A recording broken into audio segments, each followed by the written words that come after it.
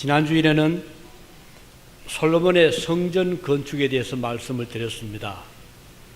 그는 성전 건축을 위하여 몇 가지 중요한 과정을 거쳤잖아요.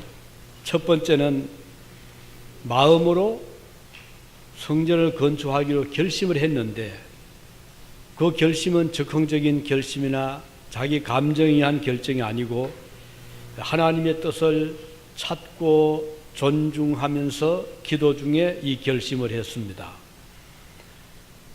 그는 왕위에 즉위한 후에 1000번제를 드릴 만큼 하나님 앞에 제사 드리기를 소중히 여겼고 또 기도하기를 힘썼던 왕이었습니다. 이렇게 마음의 결심을 한 후에 그는 성전 건축을 실행에 옮기는데 그 계획대로 진행이 잘 되어 갔습니다. 아버지 다윗의 뜻도 존중을 하면서 아버지가 설계한 그 설계를 따라서 세심한 주의를 기울여 건축했습니다. 그는 성전 건축을 하는 그 목적으로는 하나님의 이름을 위하여 건축했다, 이렇게 기록이 되어 있습니다. 자신의 명예나 이름을 남기기 위한 목적이 아니었죠. 그는 하나님의 그 소중한 이름을 모든 사람들에게 알리기 위해서 성전을 지을 때 크고, 왜 하나님이 크시기 때문에 아름다운, 하나님의 사랑이 위대하고 아름답기 때문에 크고 아름다운 성전을 지었습니다. 우리 하나님은 이 세상의 어떤 잡신과 비교할 수 없을 만큼 크신 분이고 위대한 분이기 때문입니다. 그가 성전을 건축한 장소 어디죠? 모리아 산이었습니다. 이 산은 역사와 유서가 깊은 곳이었죠. 일찍이 아브라함이 아들 이삭을 제물로 드렸던 곳입니다. 먼 훗날 그리스도께서 자기를 속죄 제물로 드릴 때 바로 이 모리아 산의 골고다 언덕에서 주님이 생명을 바쳐 주셨습니다. 이 솔로몬의 성전은 장차 임할 하나님의 나라, 하나님의 도성에 대한 상징으로 볼 수 있습니다. 황금으로 된 하늘나라, 그리고 수정같이 맑은 유리바다 같은 그런 바다, 또 진주, 12진주문으로 된 장식된 큰 도성, 하나님의 나라의 아름다움과 위대함을 잘 보여줍니다. 이 하늘나라는 다시는 눈물이 없는 곳이고 아픔과 고통이 없는 곳이고 죽음이 없는 곳이고 죄가 없는 곳이라고 했습니다. 이렇게 솔로몬이 그런 의미 깊은 성전을 잘 건축한 다음에 이 외부 공사뿐 아니라 내부에도 세심한 주의를 기울입니다. 성전 안에 비치한 기구들도 자기 마음대로 만들지 않았죠. 모든 성전의 기명들이나 기구들은 하나님께서 지시하신 대로 그 식양을 따라서 모양 크기를 만들었고 또 위치를 그대로 성경대로 잘 정해 두었습니다. 항상 불을 켜두는 등대와 떡상, 그리고 대접들, 그리고 성소와 지성소를 이제 막으로, 회막으로 이렇게 구분을 시켰죠. 자, 우리는 이런 성전 건축을 보면서 교훈을 얻게 됩니다. 물두멍 하나를 만들 때도 솔로몬은 자기 마음대로 결정하지 않았다는 것입니다. 떡상을 두는 위치도 하나님께서 말씀하신 장소에 떡상을 두었습니다. 우리가 이 일을 통해서 하나님의 일을 하는 일꾼들의 가져야 될 마음의 자세를 보게 됩니다. 흔히 사람들은 하나님 일을 한다고 생각을 하면서 사실은 자기 생각과 뜻에 따라서 자기들의 좋은 대로 행할 때가 많이 있잖아요. 우리가 하나님의 교회에서 어떤 일을 하든지 매사에 조심할 이유는 바로 여기에 있습니다. 그 일이 크든 적든 간에 성도들 어떤 일을 결정하기 전에 먼저 하나님께 기도를 통해서 하나님의 뜻이 무엇인가를 깊이 생각을 해야 될 것입니다. 교회는 우리 사람들이 모여서 사람들의 뜻에 따라 움직이는 단체가 아니죠. 하나님의 법이 있고 하나님의 질서가 있는 곳이 교회입니다. 따라서 하나님 안에, 이 교회 안에서는 하나님의 법은 무엇이죠? 하나님의 말씀. 그리고 항상 우선적이 되어야 될 것은 하나님의 뜻입니다. 그리고 이를 이제 솔로몬이 성전 건축한 다음에 마무리를 오늘 이제 기도를 통해서 하는데, 우리가 이것을 보면서 하나님의 일은 시작도 중요하고 과정도 중요하지만 끝 마무리도 중요하다는 것을 알 수 있습니다.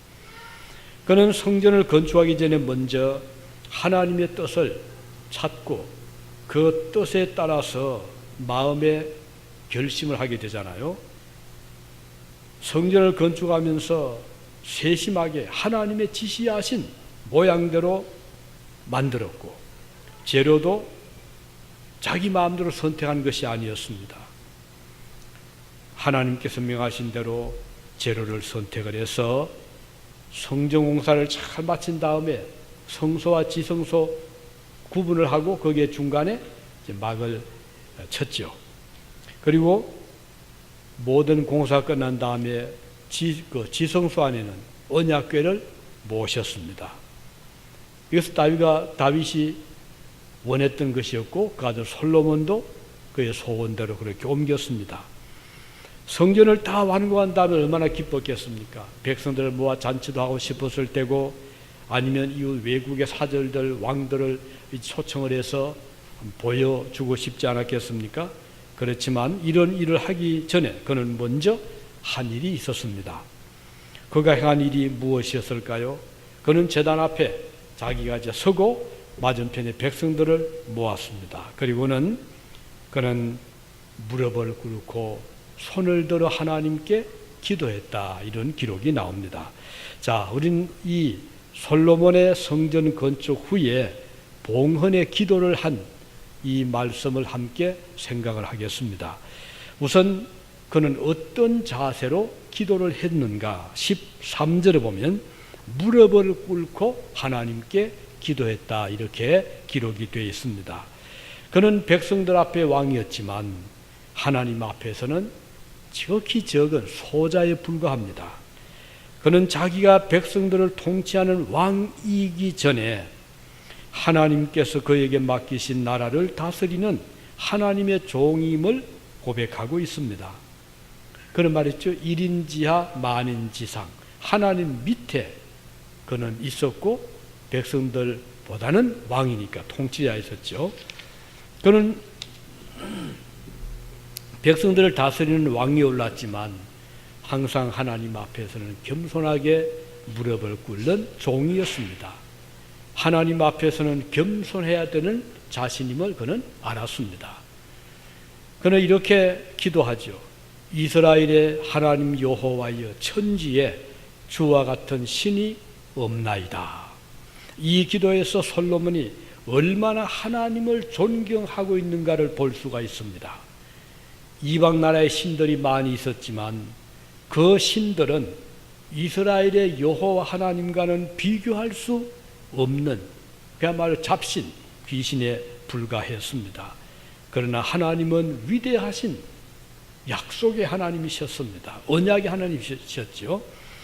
비록 솔로몬이 성전을 크고 웅장하게 짓긴 했지만 그 성전 안에도 하나님을 가두어 둘 수 없음을 그는 알고 있었습니다. 그래서 그는 이렇게 18절에 고백을 하죠. 하늘과 하늘이라도 주를 용납하지 못하겠거든 하물며 내가 이 건축한 이 성전이오리까. 솔로몬이 이런 말을 하고 있습니다. 이 말은 아무리 그가 만든 성전이 웅장하고 위대해 보이지만 감히 하나님을 그 안에 모실 수는 없지 않느냐, 그런 뜻이 되겠습니다. 이런 솔로몬의 고백을 보면 그는 하나님은 우주에 충만하신 창조주로 믿고 있음을 나타내 줍니다. 또한 하나님은 어떤 인간의 언어로도 그 하나님을 다 묘사할 수도 없고 표현할 수 없다는 것도 알 수 있습니다. 하나님의 위대하심은 어떤 훌륭한 인간의 언어로도 다 표현할 수 없습니다. 이 세상 어떤 곳에도 그분을 모실 만한 충분한 공간은 없다는 것입니다. 우주 만물도 하나님을 모시기에는 부족합니다. 솔로몬이 하늘과 하늘이라도 주를 모실 수 없다는 기도를 드린 이유가 바로 여기에 있는 것이죠. 자, 무릎을 꿇고 기도했다고 했죠. 이것은 겸손의 자세입니다. 하나님 앞에 합당한 기도자의 자세입니다.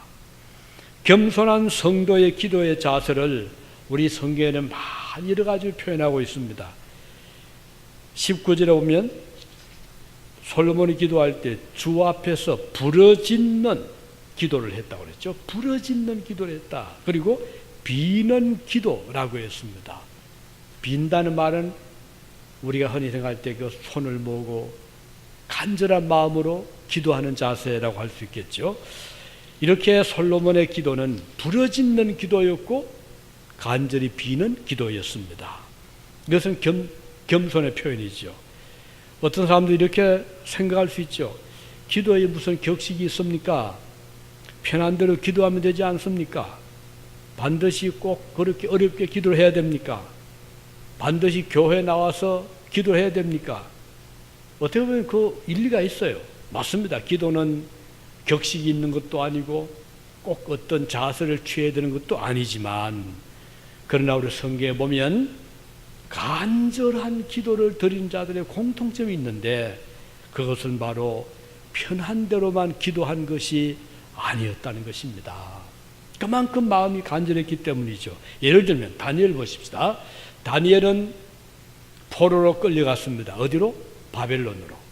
그러니까 포로의 신분인데 그는 기도하고 싶었습니다. 그런데 기도를 하면 위험이 닥쳐옵니다. 왜냐하면 그 바벨론의 왕이 자기에게만 기도해라 신격화 시켰잖아요. 그렇지만 다니엘은 하나님께 기도를 하지 않을 수 없었죠. 그래서 기도를 하는데 편하게 안전하게 숨어서 기도한 것이 아니었어요. 어떻게 했죠?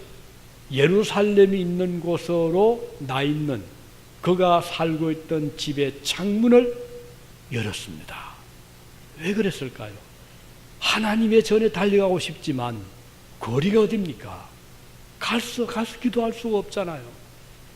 그가 몸으로 가서 기도를 못하지만 예루살렘 성전이 있는 방향을 향한 창문을 열어놓고라도 그는 기도하고 싶었던 것입니다.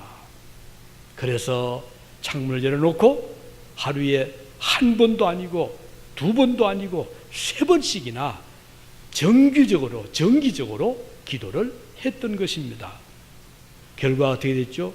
기도 때문에 그는 고발을 당하고 목숨의 위험을 무릅쓰게 되었습니다. 그런데도 불구하고 기도를 했던 것입니다. 이 기도자의 자세입니다. 우리 성경에 보면 그뿐 아니죠. 기도하는 사람들은 때로는 굵은 베옷을 입었다. 산베옷을 입었습니다. 머리에는 티끌과 먼지를 뒤집어서 기도했다고 그랬습니다. 이런 자세는 겸비한 기도자의 모습을 잘 보여주는 것입니다. 금식하며 기도하는 것도 고통을 감수하며 드리는 기도이지 않습니까? 밤을 지새우며 기도하는 철야 기도도 마찬가지입니다. 자, 이런 기도들은 결코 기도를 편하고 쉽게 하지 않았다는 것입니다. 시간이 없음에도 불구하고 그 시간을 내서 기도했다는 것이고, 어려움에도 불구하고 하나님의 성전을 그리워하며 기도했다는 것이고, 그 기도 시간을 어떻게든지 만들었다는 것입니다. 그만큼 절박했기 때문입니다. 하루의 일과를 시작하기 전에 기도할 시간이 없을 수가 있죠. 바쁜데 나중에 하죠. 눈을 뜨자마자 일어날 수가 있습니다. 하지만 경건한 하나님의 백성들은 아무리 바빠도 제일 먼저 한 일은 하나님께 기도하는 일이었어요. 그날의 하루의 일과를 주님께 맡기고 하나님께 도움을 요청했던 것입니다. 그러면 자 보세요. 바쁘다고 기도 없이 막 달려가는 사람하고 아무리 바빠도 주님을 바라보고 기도하는 사람 두 사람을 놓고 볼 때 하나님의 눈길은 어디로 향하겠습니까? 우리 이것을 기억해야 될 것입니다. 종종 우리가 위험한 일을 당할 때가 있잖아요. 살다 보면. 그런데 그때를 대비할 수 있는 가장 좋은 일은 기도하는 일입니다. 참 중요한 거잖아요. 여러 해 됐지만 여기 유진에서 1박을 하고 이런 새벽에 출발해서 알파벳 타고 이제 로즈북 쪽으로 내려가던 부부가 있었습니다. 그것도 겨울이었어요. 그런데 뭐 두 분 다 믿음을 가졌다고 하는 분들인데도 불구하고 이런 새벽이 나면 먼저 하나님 앞에 기도하고 하루의 일과를 주님께 맡기면 얼마나 좋겠어요. 그런데 바쁘다 보니까 출발을 했겠죠. 그런데 요 얼마 못 가서 알파벳에서 차가 미끄러지고 대형 사고를 만난 일이 있었습니다. 우리가 순간의 일을 모르는 거예요. 아무리 바빠도 우리 옛말에 뭐 기도도 모르는 사람들, 하나님 모르는 사람들 찾아서 그런 말이 있잖아요. 바쁠수록 돌아가라는 말을 왜 합니까?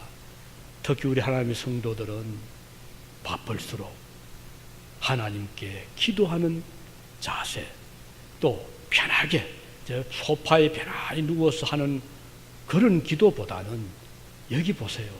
왕이었지만 솔로몬은 무릎을 꿇고 그 백성들 모두 보는 앞에서 하나님께 기도했지 않습니까? 성도의 올바른 기도의 자세는 겸손한 자세인 것입니다. 하나님을 향하여 간절하게 드리는 기도입니다. 어떤 이들은 기도할 때 막 하나님을 막 급박하는 것처럼 하는 기도가 있잖아요.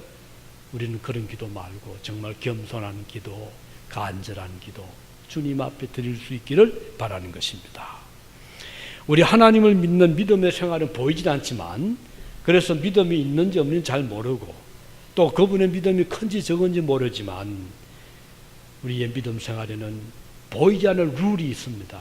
이걸 잘 지키는 것이 믿음 생활에 성공하는 비결입니다. 그런데 어떤 사람들은 그 룰을 무시를 합니다. 룰 자체를 잘 이해를 못합니다. 그래서 생각하기를 편하면 최고로, 이 편리함이 최선을 생각하거든요. 그래서 편하게 믿자, 편하게 살자, 교회 생활도 편하게 하자. 그러다 보니까 모든 것이 편리주의, 오늘의 이 시대를 너무나 잘 반영합니다. 그러나 꼭 그것만이 최선은 아니거든요. 요즘 문화 시대 정신은 좀 편하게 살자는 것이 팽배해 있잖아요. 그래서 뭐 남의 간섭 받고 싶지 않고 내 좋은 대로 내 자유 누리면서 그렇게 이제 믿음 생활도 하려고 생각을 할 수가 있는데 교회는 룰이 있습니다. 법이 있습니다. 그래서 우리는 그 하나님의 법과 룰을 존중할 줄 아는 자들이 되어야 되고 특히 교회 생활에는 이것이 잘 지켜나가야 교회가 안정이 되고 하나님 은혜가 함께 하는 것임을 우리가 알아야 되겠습니다. 자, 솔로몬이 이 건축을 한 다음에 첫 번째 한 일은 겸손한 기도를 했다. 우리가 어떤 큰일을 앞에 두고 또는 마치고 나서 할 일은 하나님 앞에 기도하는 일입니다. 그래서 우리가 오는 주말에 있을 또 이 행사를 앞두고도 그래서 오늘 기도할 수 있기를 바라는 것입니다. 자, 그러면 솔로몬의 기도의 내용은 무엇이었죠? 자, 기도의 태도는 겸손한 기도. 기도의 내용은 뭔가요? 감사였습니다. 참 이게 중요한 그 기도의 요소거든요. 대개 사람은 기도하면 뭔가 필요해서 구하는 것은 가죠. 구하라 주실 것이요, 찾으라 찾을 것이요, 문을 두드리라 그러면 이럴 것이다. 그 말씀은 굉장히 힘이 되니까 기도하면은 뭔가 구하고 받는 것을 생각하기 쉽습니다. 물론 중요한 요소입니다. 당연하지만 그러나 기도를 쭉 살펴보면 기도의 중요한 요소는 구하기 전에 먼저 하는 기도가 있는데 그것이 뭔가 하니 하나님께 감사하는 것이었어요. 무언가 구하기 전에 먼저 감사했다는 거예요. 하나님이 기뻐하시는 것은 성도의 마음에 감사합니다. 그동안 받은 것이 많잖아요. 은혜를 기억하고 감사할 때 하나님은 기뻐하시는 것입니다. 그러면 솔로몬이 어떤 감사를 드렸죠? 오늘 본문에서 두 가지의 감사를 드리는데 14절입니다. 한 가지는 주의 종들에게 언약을 지키시고, 자, 한 가지 감사는 하나님은 언약, 약속이죠. 약속을 지키십니다. 그걸 감사했어요. 두 번째는 뭔가 하니 은혜를 베푸시나이다. 두 번째 은혜를 베푸심을 감사했습니다. 자, 우선 약속을 지킨다는 것. 하나님은 그의 백성들에게 약속을 하셨습니다. 그의 자녀들 태어나기 전에 주신 약속도 있습니다. 조상들에게 하신 약속이죠. 그리고 태어난 후에 하신 약속도 있는데 하나님께서 약속을 지키심을 솔로몬은 감사했습니다. 그러면 약속은 반드시 상대가 있어야 되잖아요. 하나님이 약속한 상대는 누구죠? 그의 백성, 그의 자녀들입니다. 그런데 그 약속을 하신 하나님은 지키십니다. 어떤 자들이 이 약속을 받을 수가 있는가? 그것이 바로 14절 다시 주께서는 온 마음으로 주의 앞에서 행하는 주의 종들에게 약속을 지키시고, 자, 그러니까 약속을 하나님이 아무나 막 주고 아무게 지키시는 것이 아님을 여기서 알 수가 있습니다. 그래서 어떤 이들은 그러죠. 뭐 기도해도 나는 응답이 없는데요. 어떤 사람은 저 기도 응답 받았습니다. 차이가 너무 많잖아요. 어떤 사람은 기도해도 응답 없더라. 어떤 사람은 기도 응답이 있더라. 차이가 있잖아요. 오늘 여기 본문에서도 약속을 하나님이 지켜주시는구나 하는 것을 마음으로 느끼고 피부로 느끼고 몸으로 느끼는 자들이 있다는 것입니다. 이들은 누구죠? 온 마음으로 주의 앞에서 행하는 자들, 주의 종들, 이들의 약속을 받을 들입니다. 조금 더 우리 이 말씀을 생각할 수 있기 바랍니다. 온 마음으로 이 말은 온 마음, 전심으로 이 뜻이겠죠. wholeheartedly, 전심으로 주의 앞에서 행하는 주의 종들, 이들에게는 하나님이 반드시 약속을 지켜주신다. 그렇다면 오늘 우리 약속을 받을 수 있는 하나님의 자녀들이 되기를 바라는 것입니다. 영어를 보면 who, 어떤 자는 그 사람들은 종들인데 servants who continue wholeheartedly in your way, 당신의 너희의 삶의 길에서 전심으로 계속 행하는 자들에게, 그 종들에게 약속을 지키신다. 삶의 길을 온전한 마음으로 계속하는 그의 종들에게 약속을 지키신다고 했습니다. 그러니까 우리가 여기서 볼 수 있는 것은 우선 한 가지는 온 마음으로, 우리 하나님을 적당한 마음으로 우리가 생각할 수 있겠죠. 한 절반쯤은 세상 마음, 절반쯤은 믿음의 마음. 우리 하나님이 기뻐하시는 것은 온 마음, 우리 마음 속에 충만한 마음이 하나님에 대한 은혜에 감사하는 마음, 믿는 믿음의 마음, 소망의 마음으로 우리 마음이 가득 차 있는 종들이고, 그리고 또 한 가지는 컨티뉴하는 그런 마음을 오늘 가졌다가 오후에 다 잊어버리고 다 쏟아버리는 것이 아니고 계속해서 나의 삶의 길 끝까지 갈 동안 하나님 은혜에 감사하고 그 마음속에 한 마음으로 주님을 소망하고 주님을 즐거워하는 그런 종들에게는 하나님이 이 약속을 지키신다. 이런 자들이 믿음에 성공하는 자들의 뜻입니다.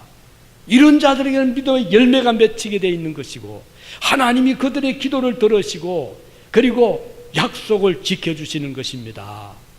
반드시 지켜주시는 것입니다. 그래서 그러면 언약이 뭔가?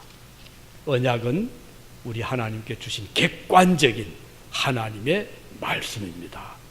언약, 말씀, 약속에. 그래서 성경을 약속의 책이라고 하잖아요. 그래서 구약도 있고 신약도 있고. 그래서 그 약속의 책 속에 하나님의 약속이 가득 차 있는 것입니다. 이 성경 속에는 하나님께서 인간들에게 주신 수많은 약속들이 기록으로 남아 있습니다. 여러분, 법정에서 증거를 채택할 때 들은 말 가지고 풍문 가지고 채택이 안 되잖아요. 그럼 증거가 뭐냐? 예, 여기 있습니다 하고 증거를 제출을 하는 거 보면은 기록으로 남긴 것이 많아요. 그래서 기록을 보면 이건 뭐 부정할 수 없잖아요. 하나님께서 우리 인간들에게 주신 약속을 그냥 뭐 한마디 하고는 날아가 버리는 그런 정도가 아니고 성경에 기록을 했는데 이 성경의 기록은 얼마나 정확합니까? 천지는 없어질지라도 하나님의 말씀의 1.1핵도 반드시 없어지지 아니하고 이루리라, 이렇게 약속하신 거예요. 얼마나 확신의 약속이잖아요. 그래서 하나님의 약속을 이제 이루어 주시는 그 종들은 이와 같이 하나님의 그 온 마음으로, 한 마음으로 계속적으로 그의 삶의 길을 지켜나가는 자들에게 하나님은 약속을 지키신다. 그래서 오늘 여러분과 제가 믿음 생활할 때 마음을 견고하게 해야 됩니다. 흔들지 말아야 되고, 그리고 이 한 길로 쭉 가야 됩니다.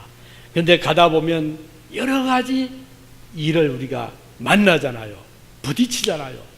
좋은 일도 있지만 슬픈 일도 만나고 실패도 만나고 좋은 사람도 만나지만 좋지 않은 사람도 만나잖아요. 그럼 우리가 어떻게 해야 되겠어요? 그때 우리가 잘 판단을 해서 우리가 사람 만날 때 들을 말이 있고 들어서 안 될 말이 있잖아요. 뜬 소문 잘못 들었다가 낭패다는 경우들 얼마나 많은데요. 요즘 가끔 그 신문에 그런 게 나오더라고요. 미국도 한국도 그래요. 한 사람이 평생 동안 열심히 일해서 이제 재산을 좀 모았어요. 나중에 이제 어느 정도 돼서 이걸 이제 어떤 이제 무슨 주식을 사놨습니다. 그런데 이제 어떻게 알고 연락을 해왔어요. 자기는 주식의 전문가입니다. 제가 그 선생님의 그동안 모은 재산을 잘 불려드리겠습니다. 저에게 맡기시면 몇 배의 수익이 나도록 하겠습니다. 온갖 좋은 말 다 하는 거예요. 그러니까 이분이 들어보니까 그럴듯 하거든요. 보니까 뭐 그분이 굉장히 경험도 많고 그럼 하는 말이 인생으로는 선생님이 선배지만 주식 시장에서는 제가 선배가 아닙니까? 이런 말도 하면서, 그리고는 온갖 좋은 말을 하는데, 그래서 이분이 처음에는 뭐 길을 막다가 2번 찍고 3번 찍고 4번, 나중에 마음이 흔들립니다. 수익이 그렇게 많아? 해서 그분에게 맡겼습니다. 그런데 한 1년, 2년쯤 지나 보니까 그러면 그 많았던 재산이 잘못 투자가 되는 바람에 절반으로 반통이 나고 나중에는 또 줄어들고, 그래서 가슴을 치며 후회한 그런 경우들이 가끔 신문에 나오더라고요. 자, 우리가 이런 걸 보면 들어서 안 될 말이 있습니다. 우리가 살아가다 보면 많은 사람 만나는데 그 중에 믿음 없는 사람, 세속적인 사람, 정직하지 못한 사람들 얼마나 많습니까? 교회 밖에도 있지만 안에도 있을 수가 있거든요. 조심해야 되는 겁니다.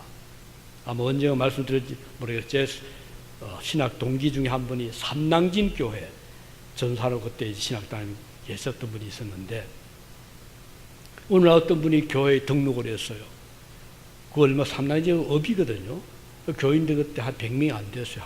한 70명이 됐나요? 그러니까 뭐 새 가지고 들어오니까 너무 잔치 기분이죠.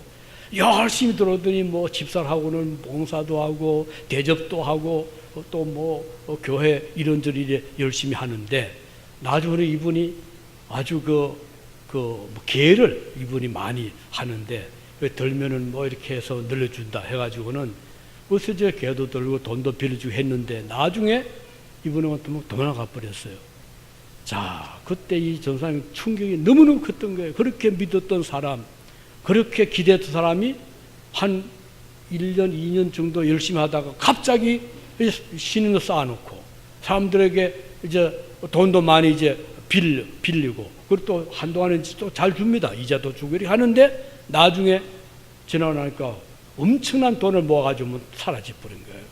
자, 얼마나 이 잘못된 그런 유혹에 빠질 때, 잘못된 사람을 사귀게 될 때 그 결과는 너무 큰 엄청난 손실이 올 수 있는데 우리 성도도 그런 의미에서 우리가 사람을 대할 때 항상 조심할 필요가 있어요. 다 천사들이 아니잖아요. 그리고 교회 안에는 온갖 사람이 다 있기 때문에 우리가 내 자신의 믿음에 이익이 못 될 때는 항상 선을 딱 그을 필요가 있습니다. 그래서 성경에 보면 쓸데없이 이 집 저 집 몰다는 굉장히 경계합니다.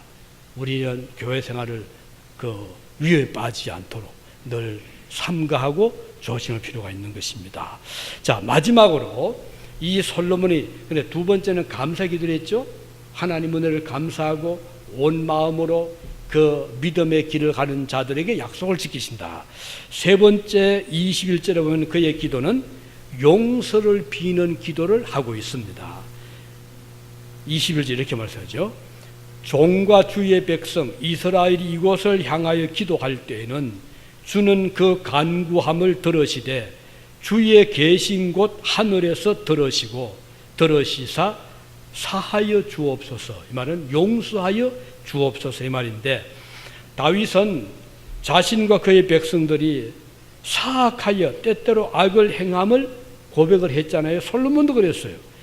악한 일을 한 자신과 백성들을 하나님께서 물리치지 마시고 잘못을 고백하고 회개할 때 다시 회복시켜 주십시오. 이런 기도를 한 것입니다. 당대뿐 아니죠. 그 훗날 그의 후손들이 그의 자손들 중에서도 악을 행하여 포로로 잡혀갈 때라도 그들이 깨닫고 회개의 기도를 하거든 용서해 주십시오. 이런 기도를 하는 것입니다. 솔로몬은 그의 후손 자손들이 하나님의 혹시 하나님께 범죄하여 하나님의 노를 사고 포로로 잡혀갈 경우를 이미 그는 내다보았습니다. 그리고 실제로 그런 일이 있었잖아요. 언제죠? 바벨론 시대 때 이스라엘 백성들이 얼마나 강박한지 하나님 은혜를 다 잊어버리고 좀 살만하니까 좀 이제 안정이 되니까 하나님 대신 우상을 섬기질 않나요? 그리고 얼마나 타락하고 그래서 하나님께서 수없이 경고했죠. 어떻게 해요? 선지자를 보냈습니다.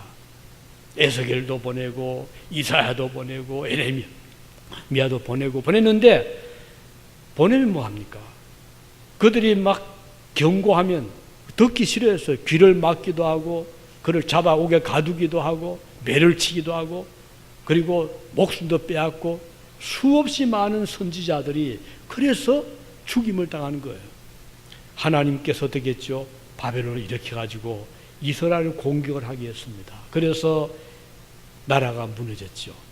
예루살렘 성은 다 회파되고 성민들은 끌려가고 성전 재산은 끊어져 버리고 예루살렘 성전터는 여우들이 노는 그런 아주 잡초가 무성한 그런 곳으로 변해버렸죠. 70년 동안 바벨론에 끌려갔던 백성들이 자 이거 한심하잖아요. 그래서 그때 이 사람들이 비로소 정신을 차리고 하나님 앞에 회개하기 시작한 겁니다. 그들이 이제 낮에는 바벨론 사람들 시키는 대로 종살이 했잖아요. 그래서 이 집도 건축해주고 물도 길러주고 또 때로는 장작도 패워주고 그렇게 하고 밤이 되면 3, 3, 5 이제 집에서 나와서 이 거발 강가에 모여 버드나무 가지에다가 비파와 수금을 걸어놓고 얼마나 그들이 회개하고 처량하게 울부짖고 기도를 했잖아요. 근데 70년 만에 그들이 이제 하나님께서 그 기도를, 여기 솔로몬이 기도한 대로입니다. 우리의 후손들이라도 잘못을 깨닫고 회개하면 용서하시고 회복시켜 주십시오. 이 기도를 했거든요. 하나님이 그 기도를 들으신 거. 그래서 이스라엘 백성들이 회개하고 하나님께 기도할 때 고레스의 마음을 움직여가지고 이스라엘 백성들 어느 날 해방을 주었잖아요. 그래서 돌아온 거예요. 그것뿐 아니죠. 이 훨씬 더 후에 예수님 당시에 이 유대인들이 얼마나 악했습니까? 예수님을 십자가에 못을 박아 죽도록 한 자들이 유대인들이었습니다. 물론 로마인들이 같이 했지만 유대인들이 앞장을 선 거죠. 그것도 당시에 이 대제사장들, 바리새인들, 겉으로는 하나님 부르는 척하고 했지만 속에는 믿음이 없이 얼마나 대적하는 자들이었잖아요. 예수님을 십자가에 못 박아 죽였어요. 하나님의 노를 극도로 그들이 샀습니다. 어떻게 했죠? 나라는 결국은 망했습니다. 그래서 AD 70년 로마의 티투스 장군이 예루살렘을 포위를 하죠. 그래가지고는 그 성을 결국 점령을 하고 나라가 그때부터 흩어지고 나라 없이 2000년 동안 유대인들이 어떻게 됐어요? 흩어졌죠. 어디로? 유럽으로, 자 터키로, 다음 이태리로, 다음 독일로, 다음은 폴란드로, 다음 네덜란드로, 영국으로, 사방으로, 소련으로 흩어졌어요. 2000년 동안 나라 없이, 그때 고통의 절정 언정관이 나치 시대입니다. 독일에서 이 히틀러가 유대인들이 그래도 워낙 이 그들의 그 민족성이 대단하잖아요. 2000년 동안 나라 없이 다녔지만 자기 나라 말을 잊지 않는 나라가 유대인들입니다. 아직까지 유대인들의 그 글은 그대로 보존되어 있고 그들의 말을 지금도 쓰고 있는 민족입니다. 굉장히 머리가 좋아요. 그래서 지금도 오세요. 노벨상을 가장 많이 비율로 따지면요, 많이 받은 민족이 유대인들입니다. 아인슈타인 유대인입니다. 수없이 많은 유대인들이 두각을 드러냈지만 그들이 조상 때부터 복을 받는 민족이죠. 하지만 하나님을 대적하고 그리스도 십자가에 못 박은 그런 악을 행했을 때 하나님은 그들을 흩었는데 솔로몬 한 기도가 뭔가요? 우리의 후손들이 잘못을 깨닫고 회개하거든 용서해 주시고 그들을 회복시켜 주십시오. 이 기도를 했잖아요.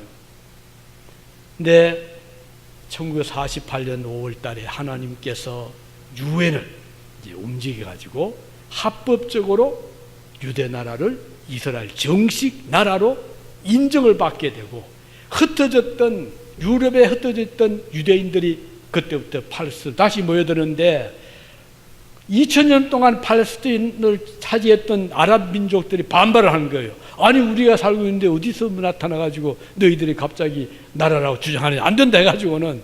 그래서 저는 반목이 지금까지 계속되고 있는데 이번에 트럼프가 어떻게 했죠?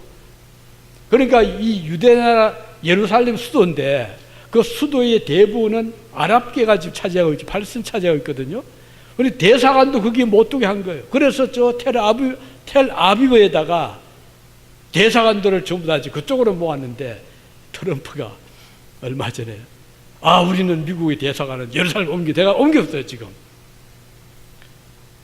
이런 것들은 이제 회복의 어떤 좀 기미를 지금 보여준다고 우리 보거든요. 그러나 완전한 회복은 사실 우리 주님 오셔야 됩니다. 이 지상에서 회복은 상징이고요. 완전한 하나님 나라 회복은 예수께서 이 땅에 다시 오시는 재림의 때에 회복이 될 것입니다. 이게 중요한 것은 용서를 기도했다. 하나님 앞에 우리 모두는 다 죄인들입니다. 그러면 우리가 할 일이 뭐죠? 하나님 앞에 회개하는 일이 우리의 해야 될 일입니다. 우리 다 죄인들이잖아요. 매일같이 죄를 짓고 살아갑니다.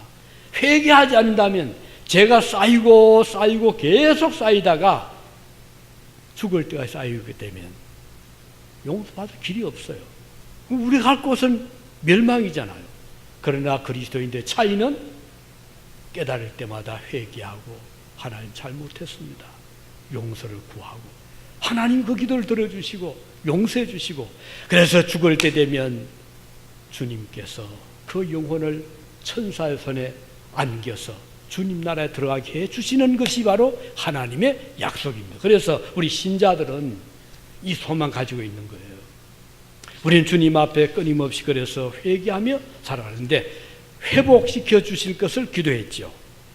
그리고 선한 길을 가르쳐 달라고 하나님 앞에 이렇게 기도해, 그 마땅히 행할 선한 길을 가르쳐 주옵시며. 우리가 선한 길이 뭔지 모를 때가 많습니다. 잘못된 길로 가면서 좋은 것을 생각할 때가 많거든요. 솔로몬은 기도할 때 선한 길을 가르쳐 주십시오, 이렇게 기도를 했습니다. 이제 말씀해 주면서 오늘 솔로몬이 이제 성전을 다 지은 다음에 백성들을 모아놓고 무릎을 꿇고 하나님 앞에 겸손히 기도를 합니다. 하나님의 도움을 간구하는 것입니다. 자기 힘으로 성전을 지은 것이 아님을 고백하고 있는 겁니다. 따라서 오늘 여러분과 저는 하나님 앞에 아무리 우리의 공을 세운다 하더라도 우리 힘으로 세우는 것이 아니면 알아야 됩니다. 내가 위대해서가 아닙니다. 하나님의 은혜로 우리가 지금까지 살아왔고 주님이 일을 할 수가 있었던 것입니다. 그래서 겸손한 기도를 하는 자들이 되기를 바랍니다. 그리고 하나님께 감사했죠. 원망 불평이 아니었어요. 오늘 많은 성도들이 얼마나 감사를 잊어버리고 살고 있잖아요. 그리고 입만이면 불평하기 쉽고, 우리 그러지 맙시다. 불평하지 말고요, 감사합시다. 우리가 가난해도 감사하고, 때로는 병약해도 감사하고, 실패해도 감사하는 자들 되기를 바라는 것입니다. 그리고 이제 또 한 가지 마지막으로 하나님의 회복을 기도했습니다. 우리가 주님 앞에 기도할 때 때로 우리가 잘못된 길로 가다가도 깨닫고 회개하면 용서해 주시고 회복시켜 주십시오. 참 이게 얼마나 좋은지 몰라요. 오늘 저와 여러분들이 타락된 죄인들이었지만 이제는 하나님 은혜로 용서를 받게 되고 회복의 길로 갈 수 있는 그런 길을 우리에게 열어주셨다는 거 기억하시고, 우리 주님 앞에 다 회복되어서 천국의 백성들이 되시기를 진심으로 바랍니다. 기도하시겠습니다.